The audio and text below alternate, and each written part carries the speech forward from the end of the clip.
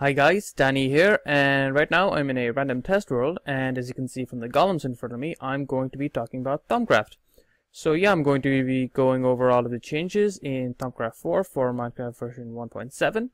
There are quite a few changes, quite a few additions, and I'm just going to be going over the important ones from the changelog. So yeah, let me get started right away. Okay, so opening up the Thaumcraft, in the aspects, we have quite an important change. That is the removal of two of the aspects, specifically Saxum, which was the rock one, and yeah, there's no Saxum here, and Granum, which was the grain one. Yeah. Another quite important change is that more of the compound aspects will require primal aspects instead of other compound ones. So if I flick through them, you might see some of them. I'm pretty sure Venom used the slime aspect before, but now it uses Perdito. Just small things like that. Another small but quite important change is that now in Salus Mundus you can't use mana beans anymore. As you can see, the mana bean recipe was removed. You have to use the ethereal essence now. The mod author has said that because it was so easy to get the mana beans, because it was so easy to farm them, it was getting quite unbalanced, and for that reason you have to use the ethereal essence now until he adds in a new mechanic, which he says he is planning to. And as you can see, the shimmer leaf and cinder pearl here, now if you break them you get the plant. Oops, I'm in creative so that won't work.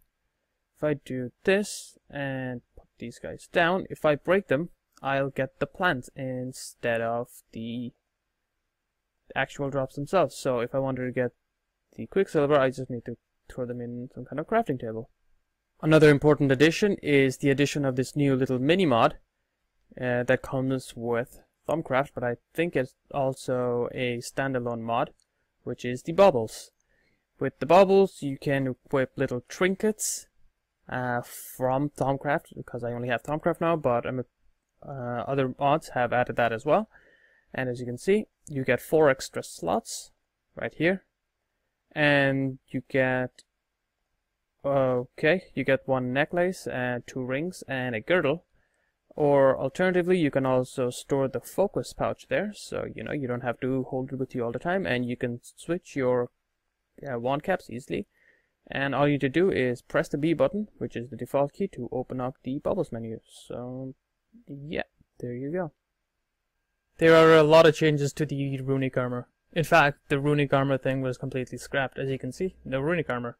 A new system was added, which I was talking about just a second ago, which were the bubbles. So as you can see, there are various different things instead of the runic armor. From the enchanted fabric, first you'll get the runic shielding, and as you can see, you can use the runic shielding, different rings and necklaces and things like that. Like how you used the armor before. So as you can see, this is not armor in the traditional sense, but collection of charms, rings, and similar protective baubles worn with your everyday clothes. Now the cool thing about this is you can wear them over your normal armor, I guess, but it just means you can wear them alongside your normal armor. And there is a big difference, and it is balanced in this way. So the barrier uses different kind of power from your wand. Yep, it uses Terra and Air V from your wand. So if you don't have that in your wand, if your wand isn't charged fully, then, well, not fully, but if your wand doesn't have the necessary V, then you won't be protected. As you can see here, the pool replenishes itself over time using Terra and Air V from your wand. There is a new system here, and I will be talking about that in a second. The armor protection doesn't include drowning, starvation, and similar environmental hazards. There's that. You can't enchant the armor like normal. Here we go. Different kind of armor. First we have the runic shielding ring. Here is the recipe. Mundane ring. It's fairly simple. These are all of the mundane trinkets, I guess. Okay. Whoops. And amulet of runic shielding and girdle of runic shielding. So that's 10, 8, and 5. So what's that? 18, 23. I hope I did that right. 10, 8, and 5. Yeah. and you wear that over your normal armor. So say I was wearing the full, well, not, fullish diamond armor, I could still use the baubles. So there you go, the baubles, the ring, and okay, at the moment I only have one shield ring, I guess, and that is the vitalizing ring of shielding, and the runes form over my diamond armor. So there you go, that's pretty cool. Okay, you can see the runes on top of my hearts just underneath my armor bar like normal. If I summon a zombie pigman and start attacking it, oh, it's a mini one, so okay, you can see that my runes are recharging. Oops, let me just throw that away.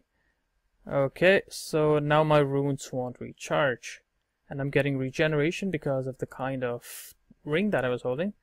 Let me just summon another one and fight this guy. There you go, you can see the rune effect, which gives that golden explosion kind of effect. And as you can see, the rune isn't charging over my heart anymore. So to fix that, all I need to do is get some way of storing V in my inventory.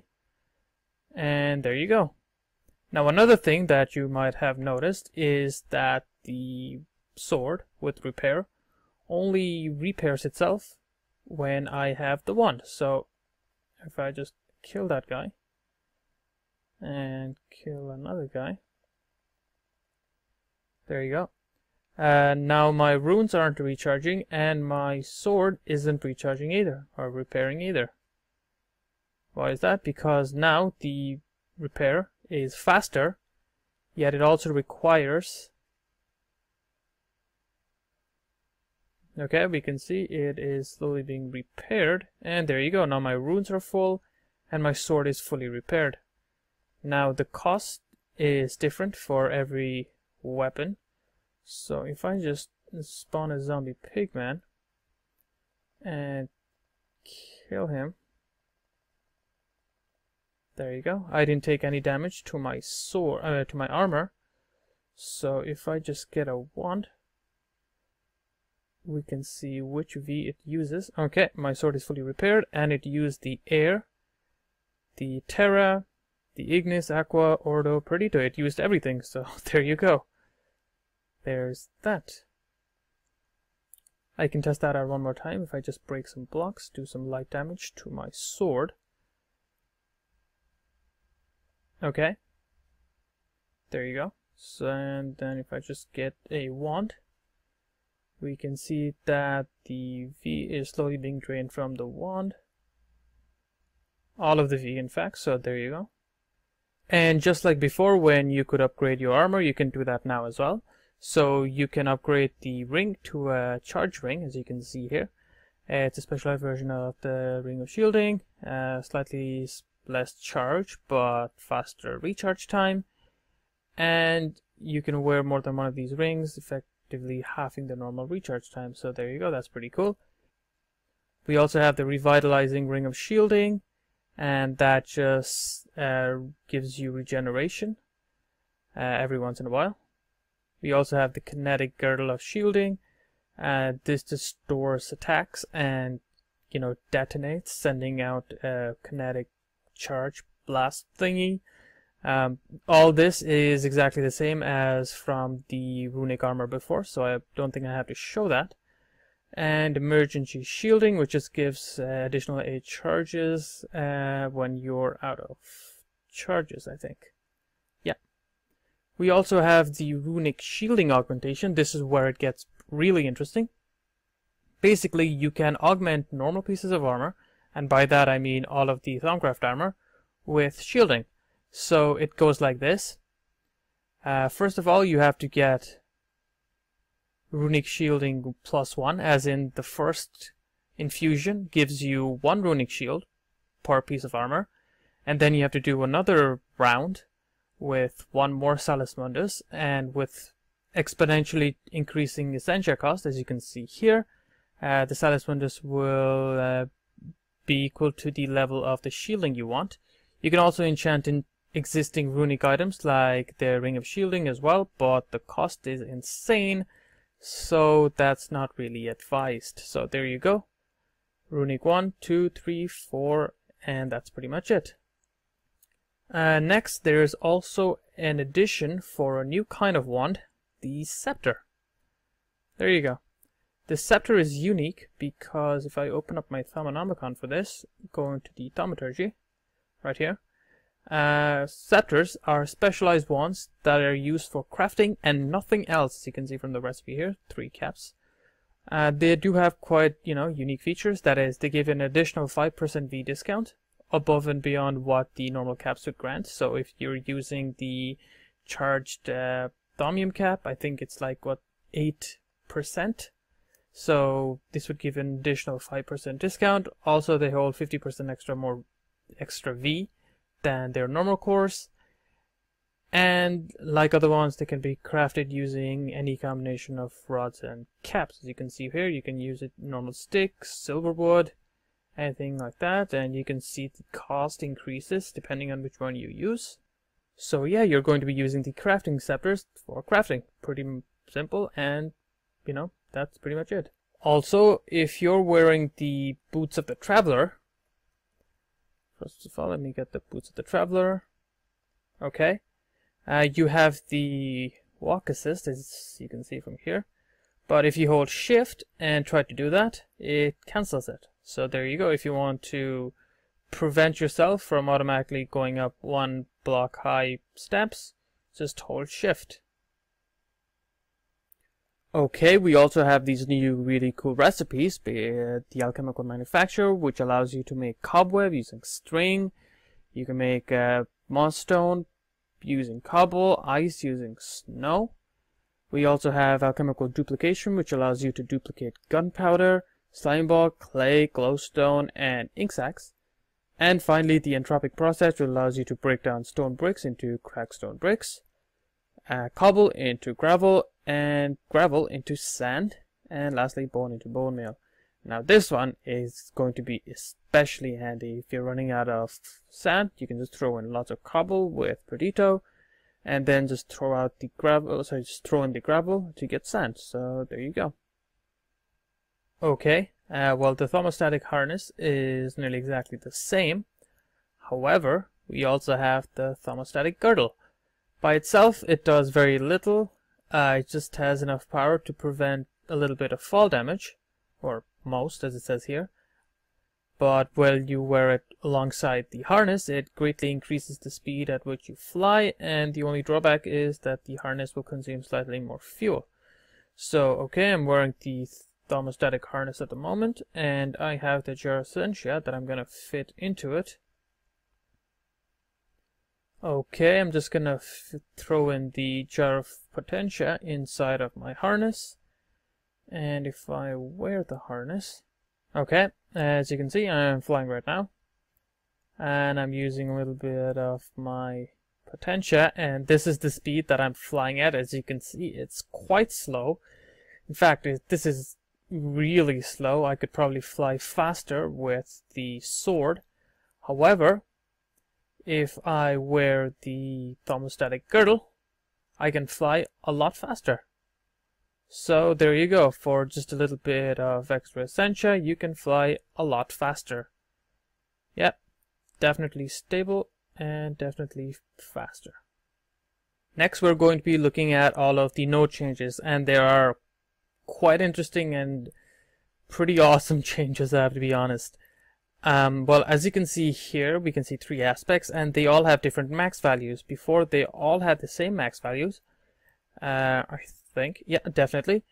And now all of the different aspects can have different max values. So as you can see, the fire has Ignis has 7, but the air has 114. So yeah, that's that. There's also another one. Okay, I'll use this one. Okay. Originally I had 2 of these nodes here. There was one here, and the one here had what was it? 30 air and 32 water, I think. And this one had 59 earth and 44 air. So basically what this aura node did is it took in all of the aspects from that one, and I think that one disappeared. I had not seen that, but there you go. I guess that's what happened. I also had other nodes here, and those are gone as well. Basically how that works is the new system is that bigger nodes can bully smaller nodes and absorb the essence from the first one, basically. Okay, this one seems to be fairly nice and playing okay, but if I get the Aura node creative thing here, if I go randomly and place down 2 nodes, oops, like that, let's see. If they're the same kind, we might be able to see some kind of electricity thing going on between them. That only works if they have different strengths. So that is, if one is stronger than the other. I'm just going to go to creative at the moment and do this. I need to spawn a stronger one. That one's much weaker than that one. Okay, there we go. We can see the little lightning effects. Basically what happens is the bigger one bullies the smaller one and steals its aspects. So this is like Thaumcraft 3, I think, where you could fuse nodes together and they would combine to form bigger nodes. In this, basically, well, nodes steal each other's powers. If I throw in a couple there you go, we can see the electricity thing between them. And basically what happens is, eventually all of the V is stolen from one to another. So if 2 nodes have different kinds of V, one might lose all of it. Basically this one is quite weak, as you can see, just 19, 18, 26. So it's very likely that this guy is going to have its V stolen. I think this guy is having its V stolen, and if we watch carefully we can see the number decreasing or increasing depending on which one it is. Oh look, this one just got an a water aspect to it. So there you go, it probably stole this from someone else. And this works exactly like if this node had the water to start off with. So I think this one stole that Terra. I'm pretty sure that didn't have the Terra before.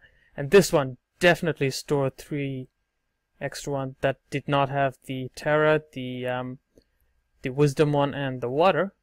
Okay, I got myself a 1, and I want to show you guys that the new V absorbed works exactly as if the node had the V to begin with.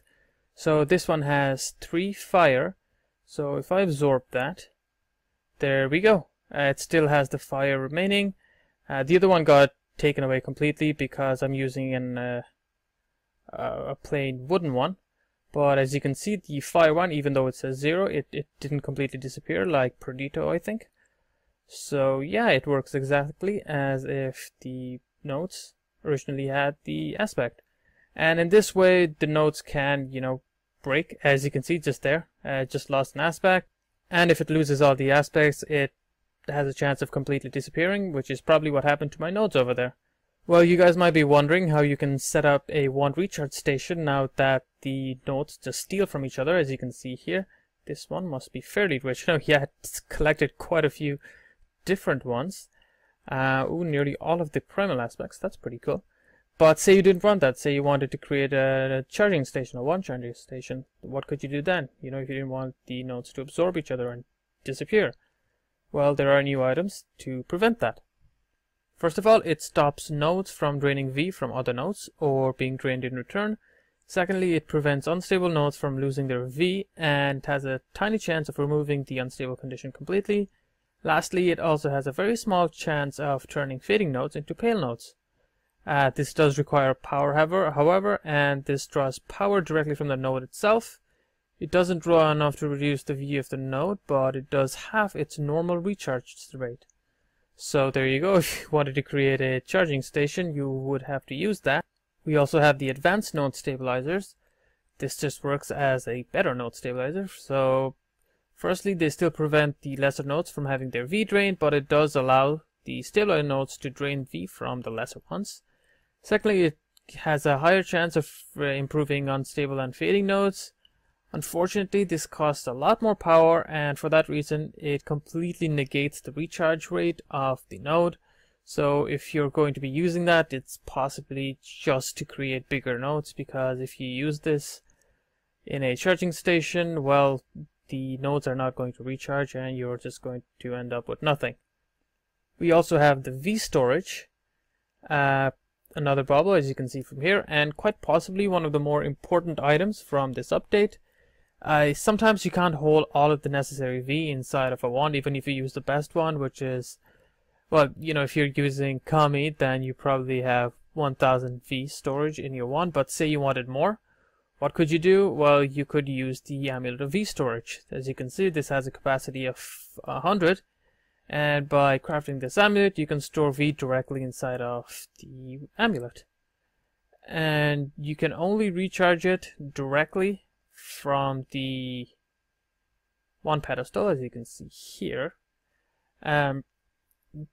Another thing to note, when the items are being repaired, you know, when the sword is taking in the V, or say the armor is recharging itself, first of all, it checks the baubles, so it checks if you have the Amulet of V storage, and if you do, it drains it from there. If you don't, then it checks your inventory to see if you have any item storing V there, and if you do, then it drains it from there. And only lastly does it drain from your hotbar. If you have the amulet, then your items would draw V from the amulet directly and not from your wand. So if you wanted to save your wand for something useful, you could do that. Okay, as we can see here, this node is nearly dead. If this recharges one more time to 1 and this gets drained completely, then this node might just disappear. Same with that node, and possibly this node in a second. Okay, there is also a new golem core added, the sorting one. This should be fairly simple. Basically, in fact, I'll just show how this works. So, let me just turn this off. I'll explain that in a second as well. There we go, we can see the golem at work here, the sorting golem. So basically, in this chest I have all of the shards, and in this chest I have all of the ores. So this is an example of how the sorting golem can be used. So say this chest was connected to some kind of quarry, and this got a lot of ore. Basically what the golem would do is find a chest that it's connected to that has any of the items that it has in the chest. So say I got some shards and it went in the chest, it would take the shard to another chest that, you know, that the golem is connected to that already has the items. And if I got any of the ores, because, you know, all of the ores, I don't know if redstone is there. Yeah, redstone is there, so if I threw that in there, if I threw coal or iron or anything at all, because the ores already existed in that chest, the sorting golem would put it in that chest.